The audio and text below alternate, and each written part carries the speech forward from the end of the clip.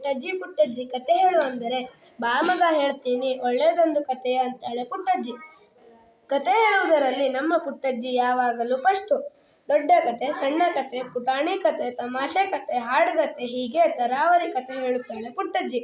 ಮೊನ್ನೆ ನಾನು ಪುಟ್ಟಜ್ಜಿ ಮನೆ ಕಡೆ ಹೋಗಿದ್ದೆ. ಪುಟ್ಟಜ್ಜಿ ಮನೆ ಜಗಲಿ ಮೇಲೆ ಕುಳಿತಿದ್ದಳು. ಅವಳು ಸಂತಸದಿಂದ ಇದ್ದಾಳೆ ಅಂತ ಅವಳ ಮುಖವೇ ಹೇಳುತ್ತಿತ್ತು. ಪುಟ್ಟಜ್ಜಿ ಪುಟ್ಟಜ್ಜಿ ಕತೆ ಹೇಳ್ತೀಯಾ ಅಂತ ಕೇಳಿದೆ. ಬಾ ಮಗ ಹೇಳ್ತೀನಿ ಒಳ್ಳೆಯದೊಂದು ಕತೆಯ ಅಂದಳು. ಅವಳ ಮನೆ ಜಗಲಿ ಹತ್ತಿ ಕಂಬಕ್ಕೆ ಹೊರಗೆ ಕೂತು ಅವಳ ಮುಖ ನೋಡಿದೆ. ಯಾವ ಕತೆ ಹೇಳಲಿ?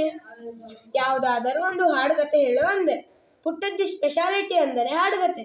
ಅದರಲ್ಲಿ ಹಾಡು ಇರುತ್ತೆ, ಕಥೆಯೂ ಇರುತ್ತೆ. ಹಾಗೆ ತಣ್ಣನೆ ಗಾಳಿ ಬೀಸಿದ ಹಾಗೆ ಹೇಳಲಿಕ್ಕೆ ಪ್ರಾರಂಭ ಮಾಡಿದಳು. ಹುಟ್ಟದಂದು ಊರ ಹೊರಗೆ ಒಂದು ಹಳ್ಳ ಹರಿದಿದೆ. ಹಳ್ಳ ಅಲ್ಲಿ ಹರಿದು ಹರಿದು ಊರ ಜನರ ಪರೆದಿದೆ. ಹರಿವ ಹಳ್ಳ ಊರಿಗೊಂದು ಸೊಬಗ ತಂದು ಕೊಟ್ಟಿದೆ. ಹಸಿರು ಕಾಡು ಮರಗಳಲ್ಲಿ ಹಕ್ಕಿ ಹಾಡು ಕೇಳಿದೆ. ಇಂತಹ ಒಂದು ಸೊಗಸಾದ ಸ್ಥಳದಲ್ಲಿ ಒಂದು ಕಾಲದಲ್ಲಿ ಜನ ಇರಲಿಲ್ಲ.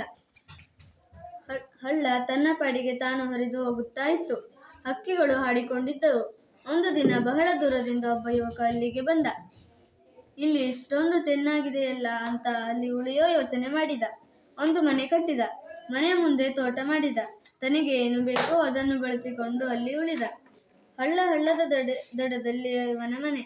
ಮನೆಯ ಹಿಂದೆಯೇ ಭಾರಿ ಕಾಡು. ಅಲ್ಲಿ ಹುಲಿ, ಚಿರತೆ, ಕಾಡುಕೋಣ, ಆನೆ ಎಂದೆಲ್ಲ ಕಾಡು ಪ್ರಾಣಿಗಳು. ಈ ಯುವಕನಿಗೆ ಯಾವುದೇ ಭೀತಿ ಇರಲಿಲ್ಲ. ಏಕೆಂದರೆ ಇವನು ಅವುಗಳ ಸುದ್ದಿಗೆ ಹೋಗುತ್ತಿರಲಿಲ್ಲ. ಅವು ಅವನ ಸುದ್ದಿಗೆ ಬರುತ್ತಿರಲಿಲ್ಲ. ಅವರವರ ಪಾಡಿಗೆ ಅವರೆಲ್ಲ ಸುಖವಾಗಿ ಇದ್ದರು. ಇವನ ಮನೆಯ ಹತ್ತಿರವೇ ಪ್ರಾಣಿಗಿಂಡಿ ಇದ್ದಿತ್ತು. ಅಲ್ಲಿಗೆ ಬಂದು ಪ್ರಾಣಿಗಳೆಲ್ಲ ನೀರು ಕುಡಿದು ಹೋಗುತ್ತಿದ್ದವು.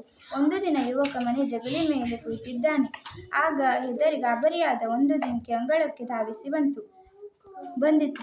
ಆ ಜಿಂಕೆಯ ಕುತ್ತಿಗೆಯಲ್ಲಿ ಒಂದು ಗೆಜ್ಜೆ ಬೇರೆ ಇತ್ತು. ಜಿಂಕೆಯ ಮೈ ನಡುಗುತ್ತಿತ್ತು. ಈ ಜಿಂಕೆ ಹೀಗೆ ಓಡಿ ಬರಲು ಒಂದು ಕಾರಣವಿತ್ತು. ಕಾಡಿನಲ್ಲಿ ಒಂದು ಹುಲಿ ಜಿಂಕೆಯನ್ನು ಕಂಡು ಅದರ ಬೆನ್ನು ಹತ್ತಿ ಹುಲಿ ಹಳ್ಳದೆಡೆಗೆ ಬಂದಿತು.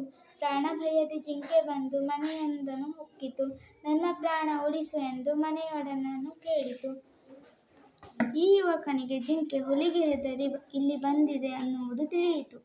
ಅವನು ಎದ್ದು ಅದನ್ನು ಅಪ್ಪಿಕೊಂಡು ಅದಕ್ಕೆ ಸಾಂತ್ವನ ನೀಡಿದ. ಅದೇ ಸಮಯಕ್ಕೆ ಒಂದು ಹುಲಿ ಬಂದು ಯುವಕನ ಮನೆಯ ಮುಂದೆ ನಿಂತಿತು.